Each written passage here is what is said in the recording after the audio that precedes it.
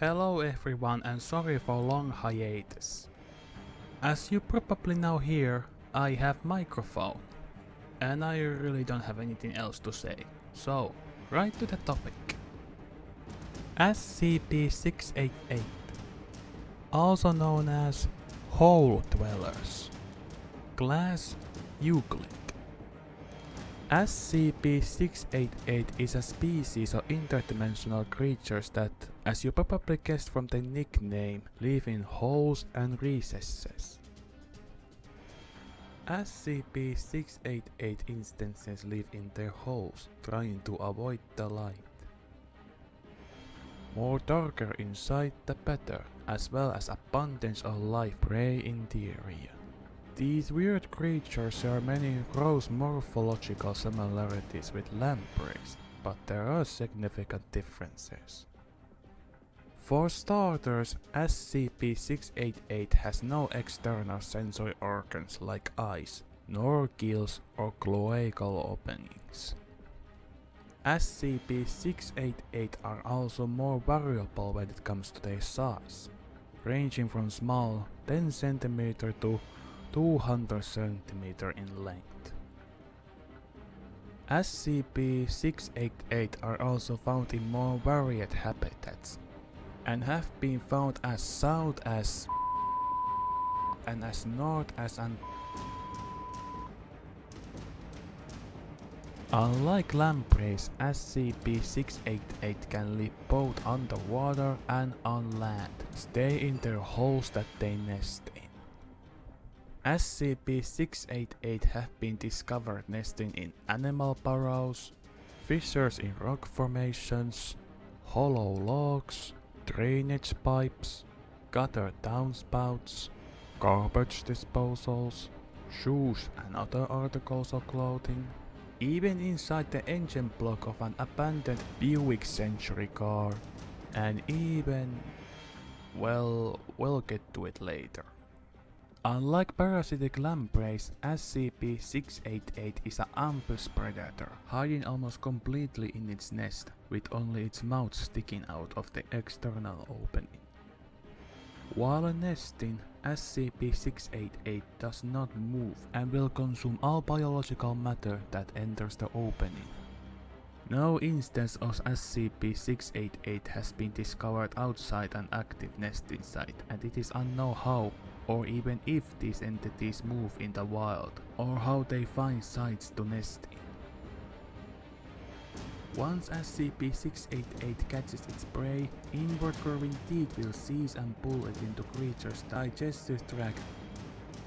SCP-688 can interestingly suck its prey in with enough force to pull in prey substantially larger than itself or diameter of its nesting site.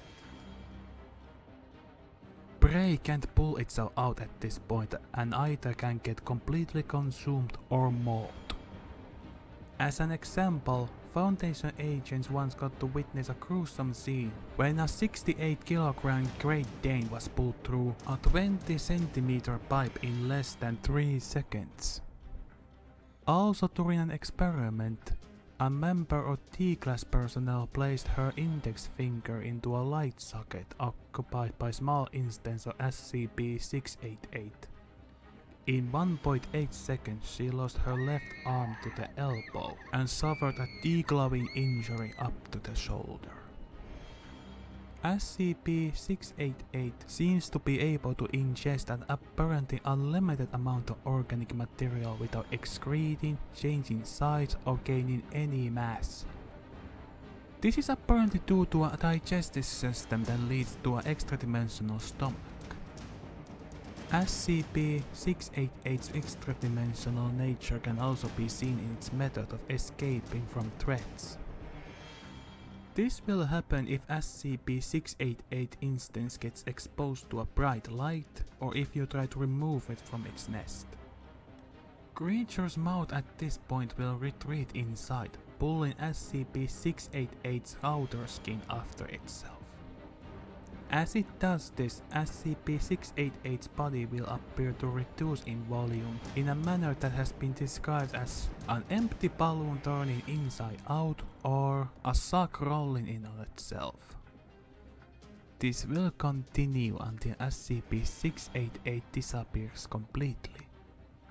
Such event under Foundation control will be considered as a containment breach and will lead to disablement, if not occurring as a part of approved experiment. However, while eating does not increase SCP-688's size or mass, it seems to instead increase its tolerance to some illumination. Because of their sensitivity to light, a nested SCP-688 should be retrieved in darkness by agents provided with night vision equipment and should be moved only by removal of entire nest. Sometimes this can include whatever physical sculpture is required to keep the nesting area enclosed and intact. The SCP-688 warehousing facility should be protected from outside illumination. Each nest contained is covered with a secondary light-proof enclosure that should only be removed for testing and feeding of SCP-688. Each individual is fed an amount and on a schedule, as specified by researcher in charge, though biomass fed to SCP-688 should include at least 25% of living tissue to discourage SCP-688 from abandoning its nest. Addendum 1 Recovery Log R688-247 On 8th of July 19 Foundation agents became aware of possible SCP activity in one Mexican city when they intercepted police reports of several violent deaths. The victims were all male, genitals forcibly removed from them along with several pounds of other tissue, such as prostate, bladder, kidneys, and several feet of intestine, causing a death by exsanguination. Also, one man was found with his head torn off. The investigating agents traced the victims to the brothel, where a local prostitute admitted to the murders when confronted.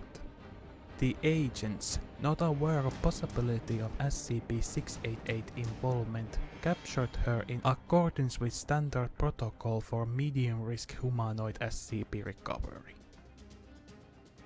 Once woman was in the custody, examination discovered a 28 cm long SCP-688 had nested within her, partly displacing and distending the uterus.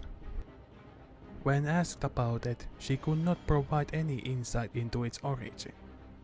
It has been theorized that because the woman was postmenopausal and therefore not in high risk of infection from blockage of the birth canal, she may be able to survive the SCP-688 infestation indefinitely. The site director has authorized testing this hypothesis. With restraints, sedation, and periodic feeding, the woman with SCP-688 has survived over 10 years. Thanks for watching, and happy Halloween!